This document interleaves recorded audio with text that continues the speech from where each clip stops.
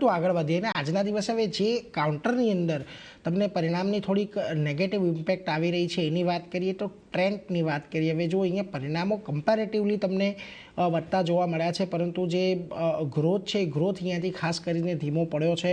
શું છે તમામ વિગત એની માહિતી સાથે શ્રદ્ધા આપણી સાથે જોડાયા છે. જી શ્રદ્ધા, જણાવો ટ્રેન્ડમાં પરિણામો શું છે અને ખાસ કરીને શું મત બ્રોકરેજ દ્વારા અહીંયા બની રહ્યો છે.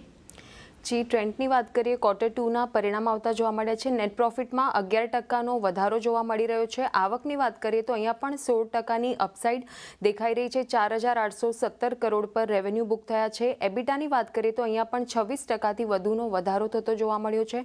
માર્જિન 15.5%ની સામે 17% થતા જોવા મળ્યા છે. એટલે કે ઓવરઓલ રિઝલ્ટ સારા કહી શકાય. પણ જે રીતે તમે જણાવ્યું, ગ્રોથમાં એક થોડું સ્લોડાઉન આપણને જોવા મળી રહ્યું છે. અને સાથે જ ડેપ્રિસિએશનની વાત કરીએ તો 197 કરોડ જે પાછલા ક્વાર્ટરમાં હતું તેની સામે 325 કરોડ થતા જોવા મળ્યા છે. એટલે કે આના લીધે પેટમાં આપણને ઘટાડો થતો જોવા મળ્યો છે. Q2ની જે અપડેટ આવતી જોવા મળી હતી, રિપોર્ટ થઈ હતી, તેના મુજબ સોફ્ટ રેવન્યુ ગ્રોથ ટાર્ગેટ જોવા મળ્યા છે. અને રિપોર્ટેડ એબિટા છે જે રીતે આપણે જોયું 26.5%. અને કંપનીનું કહેવું છે કે ઓપરેટિંગ ગ્રોથ જે છે એબિટાનો તે 14% છે. અને પેટ હાયર ડેપ્રિસિએશનના કારણે જોવા મળ્યું છે.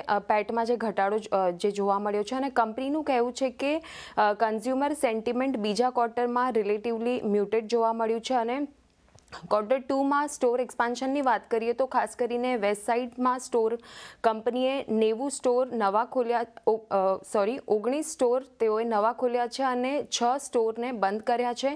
ઝુડિયોની વાત કરીએ તો 44 નવા સ્ટોર્સ તેઓએ ઓપન કર્યા છે અને 4 સ્ટોર્સ બંધ કર્યા છે કંપનીએ. ત્યારબાદ મોર્ગન સ્ટેનલીનો વ્યૂ આવતો જોવા મળ્યો છે. તેઓએ ઓવરવેટની કોલ આપી છે. ટાર્ગેટ આપ્યા છે 5,456 પ્રતિ શેરના.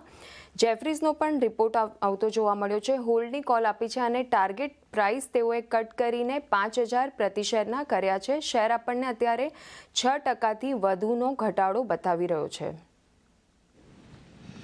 એટલે જો આજના દિવસે ઘટાડો છે અને જેમ શ્રદ્ધાએ અહીંયાથી કહ્યું કે વાર્ષિક ધોરણે પરિણામો સારા છે, પરંતુ આપણને એક ગ્રોથ ધીમો પડી રહ્યો છે જેની એક અસર છે.